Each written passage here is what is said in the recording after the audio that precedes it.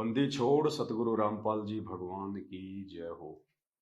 परम पिता परमात्मा, सारी सृष्टि के रचनहार, कुल मालिक, असंख्य ब्रह्मांडों के स्वामी, जगत गुरु, तीनों लोकों में प्रवेश करके सबका पालन पोषण करने वाले राजाधिराज, आत्माधार, नाथों के नाथ, देवों के देव महादेव, सर्वेश्वर महेश्वर, मृत्युंजय, अजरो अमर, आदि अनादि, सनातनी प्रभु, जगत पिता जगदीश्वर, 1008 की उपाधि के वास्तविक अधिकारी, अकाल मूर्त, शब्द स्वरूपी राम, वासुदेव, सर्वगतम ब्रह्म, परम पूज्य, प्रथम पूज्य, परम संत, परम धनी, परम दयालु, परम पुरुष, वासुदेव, सर्वगतम ब्रह्म, हारे का सहारा, जगत के जगन्नाथ, अल्लाह ताला, अल्लाहु अकबर, जगत के मुक्तिदाता, जगत का तारणहार, संत शिरोमणि सतगुरु रामपाल जी भगवान के चरण कमल में आप और हम सभी सत्सेवक भाई बहनों का अनंत कोटि दंडवत प्रणाम। भाई और बहनों, आज का ये वीडियो मैं अपने Facebook page Pawan Das is live पर नहीं डाल सकता, मेरी मजबूरी है, क्योंकि काल हमेशा यही चाहता है कि जैसे तैसे इस महान संत को, इस परम पुरुष को, सतगुरु रामपाल जी भगवान को दुनिया की नजरों में नीचे गिराया जाए। और वो कार्य लगातार पिछले कई वर्षों से संत रामपाल जी के मर्यादा तोड़ के अपने आप को भगत समझने वाले भक्तों के माध्यम से लगातार करवा रहा है। वो चाहे बरवाला कांड हो, चाहे बरवाला कांड से पहले की घटना हो, चाहे बरवाला कांड के बाद में आज 9 वर्षों में अनगिनत उनके ज्ञान के विपरीत कुकर्म हो, जो सतलोक आश्रम मैनेजमेंट हरियाणा ने और उनके पीछे लगी हुई संगत ने किया है। और ऐसा ही एक घटिया कर्म कल दिनांक 17 जुलाई 2023 को जयपुर में किया गया है, सतलोक आश्रम मैनेजमेंट हरियाणा के कहने पे। आप सबको पता है कि साध संगति के लिए पिछले वर्ष हम सभी भाई बहनों ने मिलकर सेवा इकट्ठी करके और साध संगति में आने जाने के लिए एक टाटा सफारी गाड़ी ली थी। गाड़ी हमने जयपुर में कजोड़ दास के नाम पे ली थी, क्योंकि उस समय वो साध संगति में था और दास के पास में ना कोई ज़मीन है ना कोई मकान है, इसलिए मेरे नाम पे गाड़ी फाइनेंस में नहीं निकल सकती थी। तो कजोड़ दास ने कहा कि गाड़ी आप मेरे नाम पे निकलवाओ, तो गाड़ी हमने उसके नाम पे निकलवा ली थी। और उसके कुछ समय बाद में जब सेवाएं ज़्यादा बढ़ने लगी तो दास गाड़ी को लेके गुजरात, महाराष्ट्र, नागपुर, इधर साध संगति में लगातार निकल गया था। मैंने उस समय कजोड़ दास जी को भी कहा था कि भाई आप भी चलो सेवा में, ये काम धंधे तो हम पूरी जिंदगी करते आए हैं, गधे और बैल की तरह हम पूरी जिंदगी कमाते रहे हैं और कमाते रहेंगे। अभी ये परमात्मा की सेवा का मौका है, बार बार नहीं मिलता है संगत को जगाने का। परमात्मा का वास्तविक जो ज्ञान है, जो साध संगति के माध्यम से निकल कर ऊपर आ रहा है, गुरु को भगवान माना जा रहा है। मैंने कहा ये पूरी जिंदगी ये काम करते करते ऐसे मर जाना है, चलो आप भी थोड़ा सेवा में चलो, महीने भर की छुट्टी ले लो। तो उन्होंने कहा कि नहीं भगत जी, मैं छुट्टी नहीं ले सकता। तो मैंने कहा कोई बात नहीं भाई, मैं अकेला ही अपनी गाड़ी लेके और मैं 3-4 महीने के टूर पे निकल गया। उसी समय से कजोड़ दास जी के मन में ये दोष आ गया कि गाड़ी जो है पवन दास ले गया, जबकि गाड़ी तो हमने सेवा के लिए ली थी, हमें नहीं पता था इन बातों का। उसके मन में दोष पैदा हो गया और वो गाड़ी आज उस कसदौड़ दास के लिए काल बन गई। काल कैसे? साध संगति से हटने के बाद में फिर उसने तरह तरह के षड्यंत्र करने शुरू कर दिए, भक्तों को अपने पक्ष में करना शुरू कर दिया और लोगों को साध संगति से तोड़ने लगा, केवल मुझ पवन दास से ईर्ष्या रख के। और काफी लोगों को उसने भ्रमित भी किया। और फिर एक समय ऐसा है, आप सबको पता है, दास जब जेल गया था तो कजोड़दास जी भी, सारे लोग सैकड़ों की संख्या में वहीं चले गए जहां से परमात्मा ने उनको सत्संगति में भेजा था। उसी गधे की सवारी पे वो लोग वापस चले गए। सतलोक आश्रम मैनेजमेंट हरियाणा से जुड़ गए। सबने जा जा के अपना नाम शुद्ध करवा लिया और उसके बाद सत्संगति से औरों को भी दूर करने का प्रयास करते रहे। उसके कुछ समय बाद में कजोड़दास जी का मेरे पास में फोन आता है और वो कहते हैं, भगत जी वो गाड़ी जो है आप अपने नाम करवा लो। मैंने कहा, भगत जी मुझे गाड़ी अपने नाम करवाने की जरूरत नहीं है। गाड़ी तो जब परमात्मा आएंगे तो गाड़ी तो परमात्मा को आश्रम में देनी है अपन ने। अपन क्या करेंगे गाड़ी का अपने नाम करवा के? और सात संगति के लिए हमने गाड़ी ली है तो गाड़ी सात संगति में चल रही है। लेकिन हमें नहीं पता था कि उसके मन में दोष आ चुका है। क्योंकि जो भगत होते हैं, जो परमात्मा पे आश्रित होते हैं, जिनकी मर्यादा सही होती है, वो दूसरों को भी वैसा ही देखते हैं जैसा अपने आप को समझते हैं। तो हम तो यही समझ रहे थे कि कोई बात नहीं, सात संगति से ही दूर हटा है, शायद इतना नीचे तो नहीं गिरेगा। लेकिन हमें क्या पता था काल बिल्कुल सिर पे बैठा हुआ है। बोला नहीं जी आप गाड़ी अपने नाम करवा लो, कल को गाड़ी कहीं टूट गई, कहीं एक्सीडेंट हो गया। तो दास ने कहा कि गाड़ी अगर एक्सीडेंट हो भी जाती है, गाड़ी से कोई नुकसान हो भी जाता है, तो आपने और मैंने दोनों ने मिलके ये एग्रीमेंट किया हुआ है। हम दोनों ने मिलके ये एग्रीमेंट किया हुआ है कि भाई आज के बाद में गाड़ी जो है कजोड़दास जी ने मुझ पवन दास को सुपुर्द कर दी है और मैंने इस कजोड़दास को गाड़ी के जो पैसे जो बकाया थे, जो किस्तें 10 लाख और कुछ हजार रुपए जो इस एग्रीमेंट में लिखे हुए हैं, तो सारे पैसे मैंने उसको एक मुश्त दे दिए। यानी 1 रुपया हमने गाड़ी का नहीं रखा। टोटल पैसा हमने 24 का 24 लाख रुपया कजोड़दास जी को दे दिया और हमने ये एग्रीमेंट जो है करवा लिया। हम दोनों के बीच में एग्रीमेंट हो गया। गाड़ी उन्होंने मेरे को सुपुर्द कर दी कि भाई ये गाड़ी सात संगति के लिए है और जैसे गाड़ी की किस्तें पूरी हो जाएंगी उस समय गाड़ी संत रामपाल जी को सौंप दी जाएगी उनके आश्रम में। तो मैंने कहा ठीक है भगत जी, कोई दिक्कत नहीं, हमने तो देनी है, परमात्मा की अमानत है, हमारी थोड़ी है, हम तो खाली सेवा में यूज ले रहे हैं। तो एग्रीमेंट मेरे पास में है, सारा सब कुछ था। गाड़ी के जितने भी ओरिजिनल जो कागज हैं, ये गाड़ी की ओरिजिनल आरसी है, ये भी मेरे पास में है। गाड़ी के और भी जितने भी ये कागज हैं सारे, इंश्योरेंस वगैरह, आरटीओ जो भी है, कंप्लीटली सब मेरे पास में। गाड़ी की चाबी मेरे पास में। तो पिछले कई दिनों से कजोड़दास जी मुझे जयपुर बुला रहे थे। मुझे नहीं पता कि ये सतलोक आश्रम मैनेजमेंट हरियाणा से मिल चुके हैं, इनके आपस में एक प्लानिंग हो चुकी है कि गाड़ी हमने लेनी है। उन्होंने कहा कि भगत जी आप आ जाओ, गाड़ी मैं आपके नाम करवा देता हूँ और मैंने किस्तें मैंने सारी भर दी हैं। तो झूठ वो मुझे बोलते रहे लगातार। अब मेरे मन में दोष नहीं था।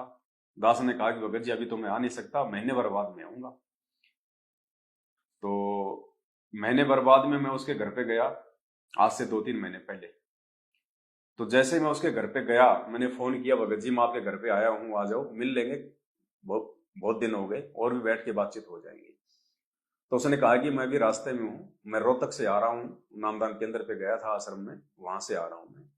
तो मैंने कहा कोई बात नहीं। मैं उनके घर पे, उनका बेटा था छोटे वाला, तो वहीं मैं बैठ गया, आराम किया मैंने 1-1.5 घंटे। तब तक वो आ गए, 4-5 भगत थे। आते ही वहां पे आधा पौने घंटे हमारी बातचीत हुई और बातचीत के बाद में मुझे कजोड़दास जी ने कहा कि मेरी आज गुरुजी से वीडियो कॉल से बात हुई है, मैं रोहतक गया था। मैंने कहा क्या बात हुई? बोला कुछ नहीं, मैंने गुरुजी को ये कहा कि गुरुजी वो गाड़ी पवन दास के पास में है, मेरे नाम पे है, मैं गाड़ी का मैं क्या करूं? तो गुरुजी ने कहा कि गाड़ी उससे ले लो। तो मैंने कहा कि गुरुजी गाड़ी वो दे नहीं रहा, वो कह रहा कि गाड़ी तो सात संगति के लिए ली है और हम सात संगत वाले भाई बहनों ने मिलकर गाड़ी का पैसा दिया है, तो गाड़ी तो मैं गुरुजी को ही दूंगा आने के बाद में। तो फिर मुझे गुरुजी ने कहा कि एक काम करो, तुम उसके ऊपर मुकदमा कर दो, तुम पवन दास के ऊपर पुलिस थाने में जाके मुकदमा कर दो और गाड़ी ले लो। तो मैंने कहा यार ये कौन से गुरुजी आ गए? गुरुजी के साथ में लोगों ने 28 साल से इतने अत्याचार किए, आर्य समाजियों ने, प्रशासन ने, जगत वालों ने, इतना गुरुजी के साथ में उन्होंने बेहुदा मजाक किया, हरकतें की, षड्यंत्र किए। आज तक तो कभी गुरुजी ने किसी भी व्यक्ति के खिलाफ कोई मुकदमा तक नहीं किया, जबकि गुरुजी के आश्रम छीन लिए गए, दो दो आश्रम में इतनी सैकड़ों की संख्या में गाड़ियां थी वो छिन गई, इतने गुरुजी के भगत मर गए, फिर भी गुरुजी ने आज तक किसी जगत वाले के ऊपर मुकदमा करने का किसी को सलाह नहीं दी, ना कभी गुरुजी ने किया, क्योंकि ये परमात्मा है, पूर्ण परमेश्वर है और सब इसके बच्चे हैं, चाहे जगत हो चाहे भगत हो। तो मैंने कहा भगत जी परमात्मा तो ये सलाह नहीं दे सकता। बोला नहीं, आज मैं रोहतक से आ रहा हूं और मेरी बात हुई है सबके सामने और गुरुजी ने मुझे कहा कि पवन दास के ऊपर मुकदमा करके गाड़ी ले लो। तो मैंने कहा भगत जी देखो कोई बात नहीं है, अगर गुरुजी ने कहा है आपको, आपके अनुसार, हम तो नहीं मानते कि वो हमारे गुरुजी हैं, हम तो ज्ञान आधार से चलने वाले इंसान हैं। अगर आपको लगता है कि गुरुजी ने कहा है तो ठीक है, फिर आप अपनी आज्ञा का पालन करो। यदि आप आज्ञा का पालन नहीं करोगे तो फिर आप गुरु भगत नहीं होंगे। फिर अब आप गुरुजी की तरफ से आपको आदेश मिल गया कि मुकदमा करके गाड़ी लेनी है, तो आपको मुकदमा जो है वो करना चाहिए, और मुकदमा करोगे तो आपने 12.5 लाख रुपए मुझे देने पड़ेंगे। चलो 24 लाख की गाड़ी है, जो नगद पैसे दिए वो तो चलो इस एग्रीमेंट में उसका जिक्र नहीं है, लेकिन मैंने आपको जो किस्तों के जो पैसे दिए हैं वो पैसे तो इस एग्रीमेंट में लिखे हुए हैं, वो तो आपने मुझे देने ही पड़ेंगे। क्योंकि कोर्ट ये नहीं देखता कि भाई इनका गुरुजी कौन है, कोर्ट देखता है डॉक्यूमेंट की भाषा, कि नोटेरी में इन दोनों के बीच में क्या एग्रीमेंट हुआ है। तो भैया आपने मुझे जो किस्तों के पैसे हैं 10-12 लाख रुपए जो मैंने आपको दिए हैं वो तो आपने मुझे देने पड़ेंगे, और गाड़ी आप ले जाओ, मुझे कोई दिक्कत नहीं है। अब वो कहते हैं ना कि धोबी का कुत्ता ना घर का ना घाट का। अब कजोड़ दास जी की वो हालत हो गई।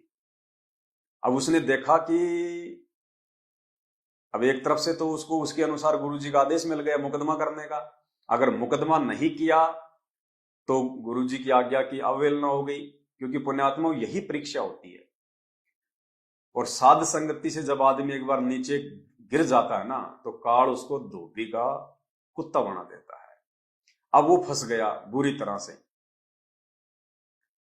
एक तरफ तो गुरुजी की आज्ञा, और दूसरी तरफ अगर आज्ञा का पालन किया तो 12 लाख रुपए किस्तों के पवन दास को कोर्ट के माध्यम से देने पड़ेंगे, क्योंकि एग्रीमेंट हो रखा है, इससे पहले वो गाड़ी नहीं ले सकता। तो दोनों तरफ से मर गए वो।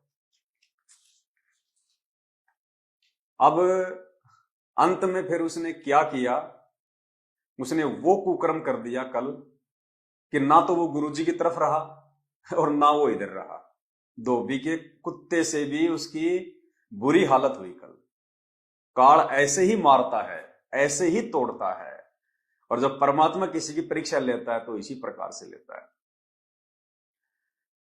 तो मैंने कहा भगत जी कोई बात नहीं, आप मुकदमा करो, कोर्ट में मिलते हैं, वहीं आपको गाड़ी दे देंगे। मैं ये कह के वहां से उसके घर से आ गया।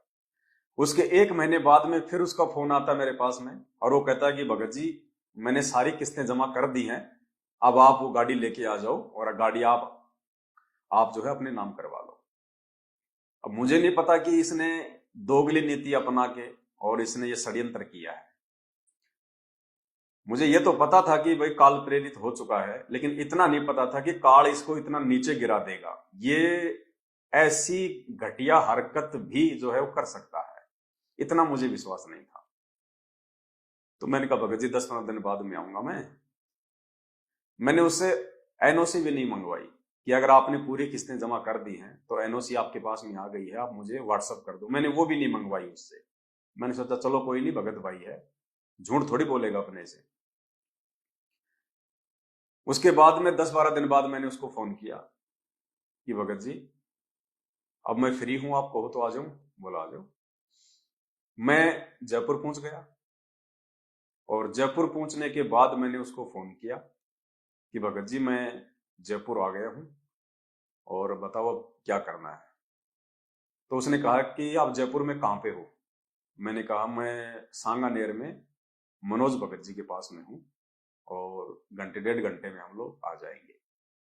बोला ठीक आप आ जाओ।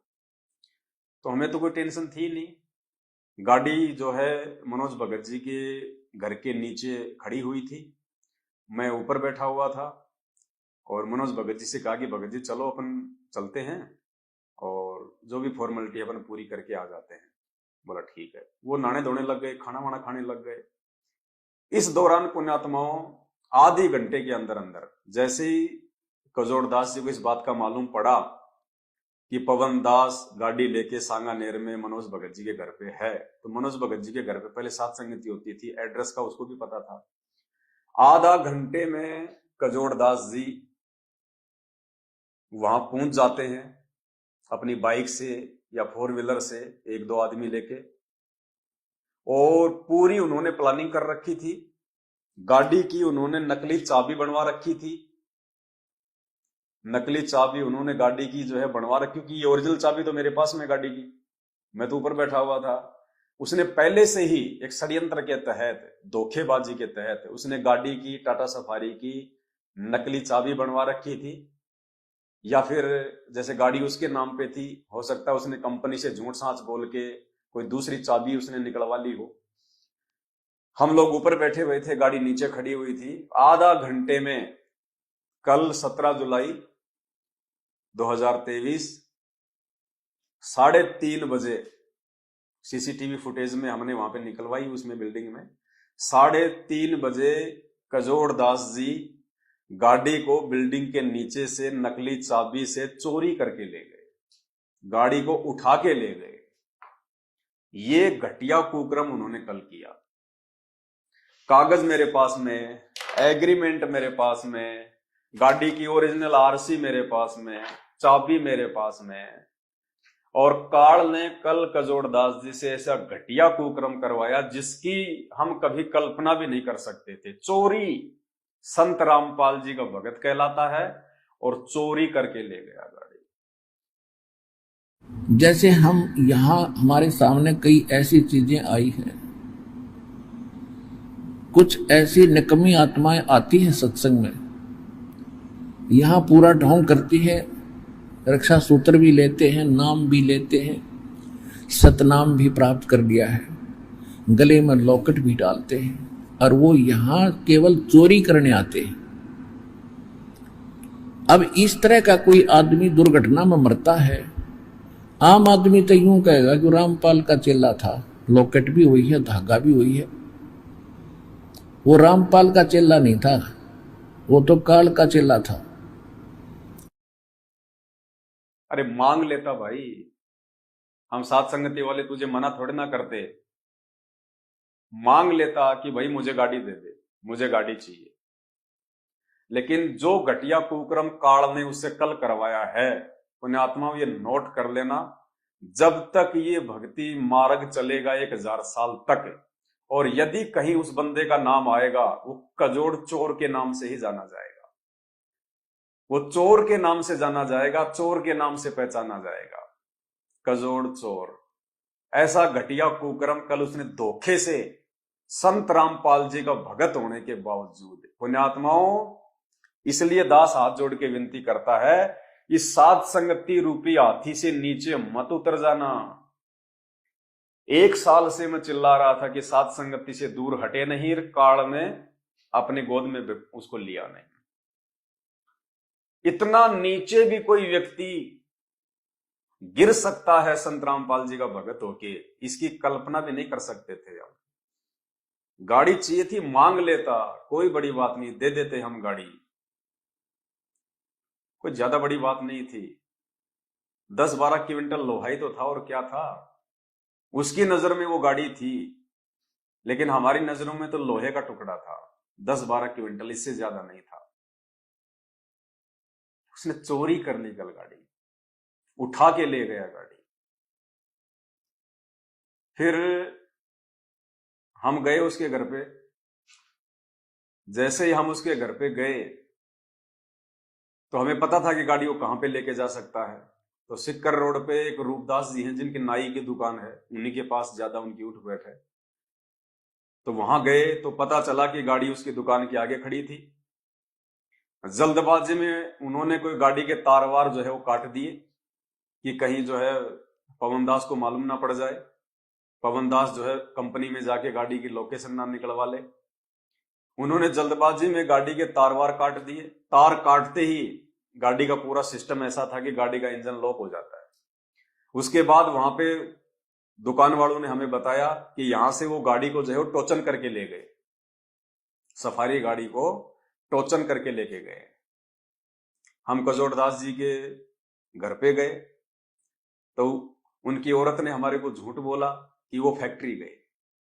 मैंने कहा बहन जी कम से कम झूठ तो मत बोलो, और चोरी करने की जरूरत क्या थी, गाड़ी चाहिए थी तुम्हारे को। अगर इतना मन में तुम्हारे अगर लालच आ गया था, लोभ आ गया था, एक 8-10 क्विंटल लोहे पे अगर तुमने जान देनी थी, अगर तुमने अपनी नीयत डिगानी थी, तो इससे अच्छा तो हमें बोल देते, हम गाड़ी ना दे देते आपको, कागज भी दे देते, गाड़ी भी दे देते आपको। आप लोग अब उसके फर्जी कागज बनवाओगे झूठ सांच बोल के कंपनी में कि वो कागज चोरी हो गए, कागज हमारे जो है कहीं वो गिर गए, 20 प्रकार की झूठ बोल के अब आप दोबारा से उसके कागज बनवाओगे। अब वैसे ले लेते, गाड़ी दे देते हम। बोले भगत जी मुझे नहीं पता, बोले कंपनी गए हो। मैं बोला बहन जी कहाँ कंपनी गए, क्यों झूठ बोल रही हो। फिर हम उसकी कंपनी में गए। कंपनी में गए तो मालूम पड़ा कि साहब उसने अर्जेंट उसने छुट्टी डाल रखी है आज की, और कंपनी वाले कह रहे थे कि हम भी हैरान हैं कि आज उसने अर्जेंट में कैसे ली उसने छुट्टी। तो मैंने फिर उनको सारी बातें वहां बताई कि ऐसे ऐसे गाड़ी चोरी करके ले आया। तो कंपनी वाले जो 20-25 वहां पे इकट्ठे हो गए, और सबके सब इंसान एक ही बात कह रहे थे कि भाई साहब ये आदमी भगत जरूर है, इसने आपके गुरुजी का नाम तो जरूर ले रखा है, लेकिन भक्ति वाला इसमें एक भी लक्षण नहीं है, और ये बिल्कुल चोर आदमी है। ये इसने मोबाइल तक इसने चोरी किए हैं यहां से। वो कंपनी वाले ही हमें वहां पे कहने लगे। तो मैंने कहा कोई नहीं भाई, देखो हम तो जो हकीकत है वो बोल रहे हैं, आपके मोबाइल उसने चोरी किए कि नहीं कहे कंपनी से हमें कोई लेना देना नहीं है इस बात से। एक तो ये कह रहा था कि मैंने 1100 रुपए की पेनल्टी दे के मैंने इसको छुड़वाया है, पता नहीं क्या उसने चोरी कर लिया था। मैंने कहा हमें इन बातों का पता नहीं, लेकिन हमारी गाड़ी वो चोरी करके लाया है, हम तो उस आधार से कह रहे हैं। तो सारी बातें हुई, फिर वहां से भी हम आ गए। और अब दास का कहने का मतलब ये है पुण्यात्माओं, बात ये नहीं है कि गाड़ी चोरी हो गई, कोई बड़ा मैटर नहीं है, कुछ भी नहीं है। मैं इसलिए नहीं लाइव आया कि गाड़ी ले गया कजोड़दास, कजोड़दास चाहे मुझे उठा के ले जाए कोई बड़ी बात नहीं, लेकिन जिस तरह से चोरी करके गाड़ी लेके गया है, उठा के गाड़ी लेके गया, धोखे से गाड़ी लेके गया है, ये संत रामपाल जी के भक्तों के लक्षण नहीं है। इसलिए दास हाथ जोड़ के विनती करता है, साध संगति रूपी हाथी से नीचे उतरने की जिंदगी में भूल के गलती मत कर देना, वरना काल फिर जब सिर पे बैठ जाएगा तो आदमी ये विचार ही नहीं कर पाएगा कि जो कुकर्म मैं करने जा रहा हूं आने वाले भविष्य में मेरे ऊपर क्या बीतेगी, क्या गुजरेगी। और ये व्यक्ति आने वाले समय में भक्ति इतिहास में चोर के नाम से ही जाना जाएगा, क्योंकि इतिहास लिखा जा रहा है। इससे हमें बहुत सारी शिक्षाएं मिलती हैं कि वर्तमान का समय ये परीक्षा का समय है। जब तक संत रामपाल जी जेल से बाहर नहीं आ जाते हैं, ये परीक्षा का समय है। खाली इस बात को लेके कि इसने संत रामपाल जी का नाम ले रखा है, इसके गले में लॉकेट है, हाथ में रक्षा सूत्र बांध रखा है, या कोई व्यक्ति अपने नाम के आगे दास लगाता है, खाली ये 3-4 निशानियां देख के किसी पे आंख बंद करके विश्वास मत कर देना। कल इस व्यक्ति ने हमारी गाड़ी चोरी करके, सत्सेवकों की गाड़ी चोरी करके जो घोर निंदनीय कुकर्म किया है, ये भक्तों के लिए एक शिक्षा है कि खाली संत रामपाल जी के भगत होने का नाम सुन के किसी पे विश्वास मत कर लेना। काल को पता है कि इस समय जगत वाले भाई बहनों को जगाने की सेवाएं चला रखी हैं। गाड़ी की हमें बहुत आवश्यकता पड़ती थी। काल नहीं चाहता कि ये साध संगतियां आगे बढ़े, क्योंकि साध संगति ही परमात्मा का असली मोक्ष मार्ग है। अगर सतलोक को कोई आत्मा जाएगी वो साध संगति से होकर गुजरेगी, दूसरा कोई तरीका धरती पे नहीं है। दास ये बातें आपको बहुत बार बोल चुका है। अगर आप एक नेक और अच्छे भगत बन सकते हो, एक मर्यादित भगत यदि आप बन सकते हो, आप साध संगति के माध्यम से बन सकते हो। हालांकि अगर हम चाहें तो उसने जिस तरह से उसने गाड़ी उठाई है और जो फुटेज हमारे पास में है, उस हिसाब से सीधा सीधा उसके ऊपर चोरी का मुकदमा बनता है। देखो, प्रशासन को इस बात से मतलब नहीं होता कि तुम्हारे गुरुजी कौन है, आश्रम क्या है, गाड़ी तुमने चोरी के पैसों से ली थी, संगत के पैसों से ली थी या अपनी जेब से लगाए थे। कोर्ट प्रशासन देखता है एग्रीमेंट, डॉक्यूमेंट,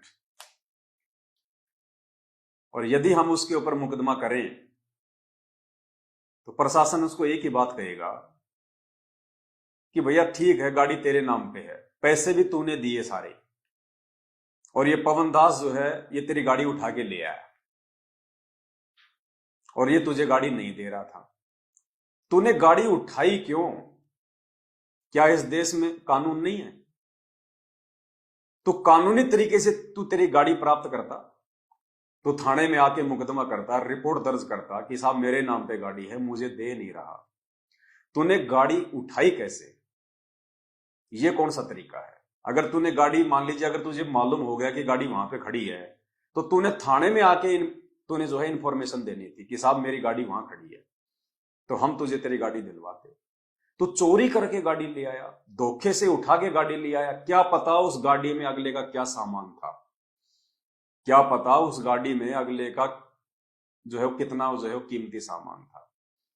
अगर हम चाहें तो हम उस पर कोई भी मुकदमा लगा सकते हैं, क्योंकि बुरी तरह से वो फंसा हुआ है। गाड़ी उसने चोरी की है, उठाई है धोखे से, पीछे से। अगर हम ये कहें कि उस गाड़ी के अंदर हमारे 20 लाख रुपए रखे थे, तो भी वो 20 लाख रुपए का मुकदमा उस पर जायज है, लगेगा। क्यों? क्योंकि गाड़ी उसने पीठ पीछे उठाई है धोखे से, चोरी से, जबकि गाड़ी के कागज, गाड़ी की आरसी, गाड़ी की ओरिजिनल चाबी, सब कुछ हमारे पास में है। लेकिन हम उनकी तरह घटिया नहीं है, नीच नहीं। हालांकि गाड़ी में मेरा 14-15 हजार रुपए का सामान था, हम मार्केट से आ रहे थे, सेवा का सामान लाए थे, वो सामान भी ले गए। ये वीडियो रिकॉर्डिंग वाले कैमरे से संबंधित सामान था 15-20 हजार का, वो भी ले गए। हर प्रकार से वो आदमी, अगर हम मुकदमा करें, वो फंसे, उसके पास कोई चारा नहीं है सिवाय जेल जाने का, क्योंकि गाड़ी उसने चोरी करी है, गाड़ी उसने उठाई है। कानून की नजरों में वो दोषी है। दूसरी बात, गाड़ी मैंने उससे एग्रीमेंट करके ली थी, मैंने उसकी तरह कोई चोरी करके गाड़ी नहीं ली, धोखे से नहीं ली। हम दोनों के बीच में एग्रीमेंट हुआ है। ये देख लो एक बार, थोड़ा सा जूम करके दिखा दे। हम दोनों के बीच में, यदि बस ये दिखा दे ऊपर का, ये मेरा फोटो है, ये कजोड़दास का फोटो है। हम दोनों के बीच में एग्रीमेंट हुआ था, गाड़ी एग्रीमेंट करके ली गई है। और गाड़ी जिस दिन ली थी, उस दिन के बाद से गाड़ी की सारी जिम्मेदारी इस एग्रीमेंट में मेरे ऊपर है कि गाड़ी अगर कल को एक्सीडेंट हो जाती है, गाड़ी से अगर किसी की मौत हो जाती है, तो सारी जिम्मेदारी इस पवन दास की है। अब पुण्यात्माओं, कल वो गाड़ी चोरी करके ले गया, गाड़ी हमारी उठा के ले गया, अगर रास्ते में अगर कोई मर जाता, कोई एक्सीडेंट हो जाता, तो इसमें जिम्मेदारी किसकी है? मुझ पवन दास की। हर प्रकार से कानून की नजरों में ये दोषी है, यदि हम इसके ऊपर मुकदमा करें तो। लेकिन भाई और बहनों, ये परीक्षा उसकी भी थी और ये परीक्षा मुझ दास की भी है। हम परमात्मा के बच्चे हैं, हम साध संगति से जुड़े हुए हैं, और हमें परमात्मा ने एक ही पाठ पढ़ाया है कि जो तोकू काटा बोवे ताको बोतू फूल, तोए फूल के फूल है वाको है त्रिशूल। कबीरा आप ठगाइए और न ठगिए कोई, आप ठगाए सुख होत है और ठगे दुख होय। इसने तो अपने माथे पे कलंक लगवा लिया चोर का। ये तो भक्ति इतिहास में चोर के नाम से ही जाना जाएगा। जब भी ये कहीं किसी को दिखेगा, मिलेगा, इसका जिक्र होगा, इसके नाम के आगे तो चोर ही लगेगा, इसमें कोई संशय नहीं। इसने कुकर्म ही ऐसा किया है नाम लेने के बाद। लेकिन हम परमात्मा की मर्यादा नहीं तोड़ेंगे। अरे ये तो 24 लाख की गाड़ी है, अगर तू 24 करोड़ रुपए भी अगर तू चोरी करके लेके जाता, क्योंकि तुझे ज्ञान तो है ही नहीं, ज्ञान होता तो ये चोरी करता ही नहीं, ऐसा घटिया कर्म तो करेगा नहीं। बताओ, क्या संत रामपाल जी आदेश देंगे कि तुम गाड़ी को जो है तुम चोरी करके ले आओ, तुम गाड़ी को उठा के लेके आओ? वो सारे जगत का मालिक है, जिसके आदि बाल के बराबर पूरी सृष्टि नहीं है। वो एक 24 लाख की छोटी सी गाड़ी जो आजकल हिमाचल और उत्तराखंड में बाढ़ में माचिस की डिब्बियों की तरह नदियों में बह रही हैं, जिनकी कोई कीमत नहीं है, उस गाड़ी को चोरी करके इसने अपने माथे पे भक्ति इतिहास में एक कलंक लगवा लिया। काल ऐसे नीचे गिराता है, एक बार जब आप उस काल की पकड़ में आ जाते हो ना, फिर ऐसे वो बंदर बना देता है मदारी का। तो इस भाई को ये चोर का जो है तमगा लगवा दिया। पुण्यात्मा ऐसे काल नीचे गिराता सात संगति से हटते ही। हम अपने गुरुजी की शिक्षाओं पे चलेंगे, हम अपने गुरुजी की मर्यादाओं पे चलेंगे, चाहे हमारे साथ में कोई कितना ही अन्याय करो, कितना ही अत्याचार करो। सैकड़ों गाड़ियां हैं सतलोक आश्रम मैनेजमेंट हरियाणा के पास में, लेकिन हमारी एक गाड़ी भी उनको रास नहीं आई। साध संगति में केवल एक गाड़ी थी परमात्मा की सच्ची सेवा में, वो गाड़ी भी उनको जो है आंखों नहीं सुहाई। और तरह तरह के षड्यंत्र पिछले 6 महीने से ये लोग कर रहे हैं उस गाड़ी के लिए। और अंत में जैसे ही इनको मौका मिला कि पवनदास वहां है, तुरंत अब देखो ये भगत है ये।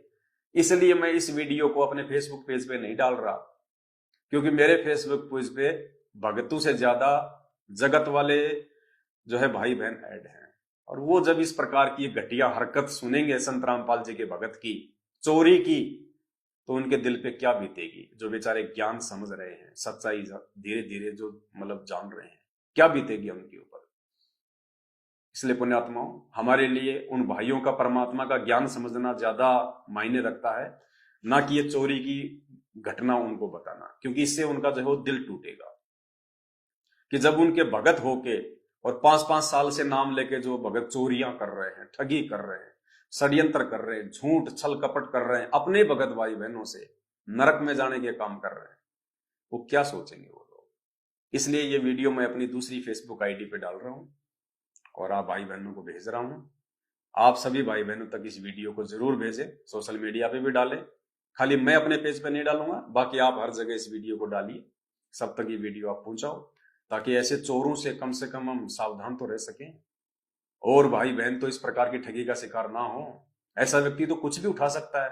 कल को आपके घर पे आ गया, आपके घर से कोई भी कीमती वस्तु उठा सकता है। जो आदमी गाड़ी चोरी कर सकता है धोखे से, भगत होके, उस पर कैसे विश्वास किया जा सकता है। वो तो घर पे मां बहनों के साथ में छेड़खानी कर सकता है, कोई भी कुकर्म कर सकता है वो, क्योंकि अब वो भगत नहीं है।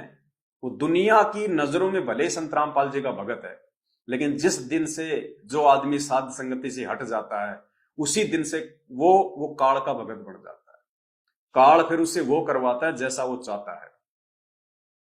ये कॉमन सेंस की बात है। जो घटना इसने कल की, चोरी की, ये कोई नहीं कर सकता। ये तो जगत वाले भी नहीं करेंगे। अगर ऐसे आपस में कोई एग्रीमेंट हो रखा हो तो वो भी बैठ के बात करेंगे, कानून के थ्रू बात करेंगे।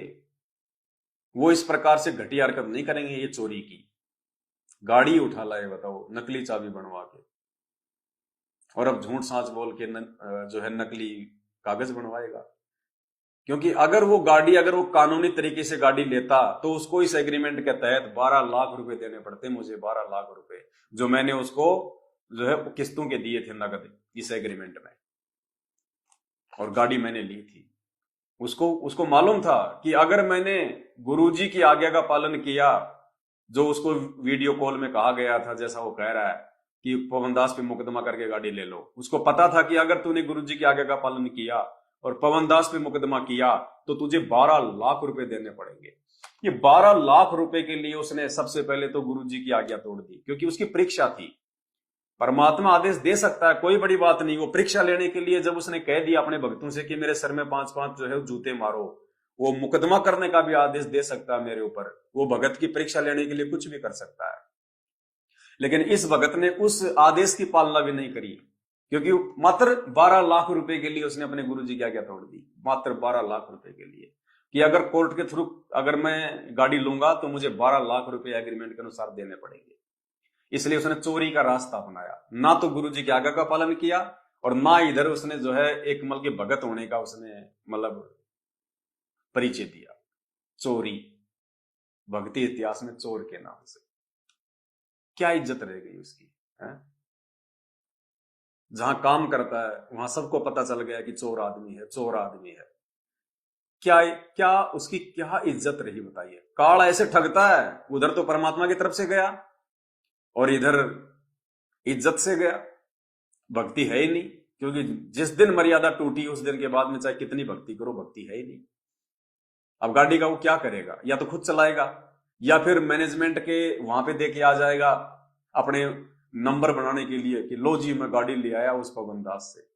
वो चापलूसी करेगा मैनेजमेंट की, तो मैनेजमेंट क्या करेगा, उस गाड़ी का उल्टे काम में चलाएगा जैसे और गाड़ियां चल रही हैं उनकी, क्योंकि मर्यादा तो है ही नहीं, तो अपने और कर्म फोड़ेगा। इसलिए जिन जिन मेरे सत्सेवक भगत भाई बहनों ने उस गाड़ी के लिए अपना सहयोग किया था, उनसे मैं एक बार प्रार्थना करना चाहूंगा कि वो भार हमारे ऊपर ना रहे।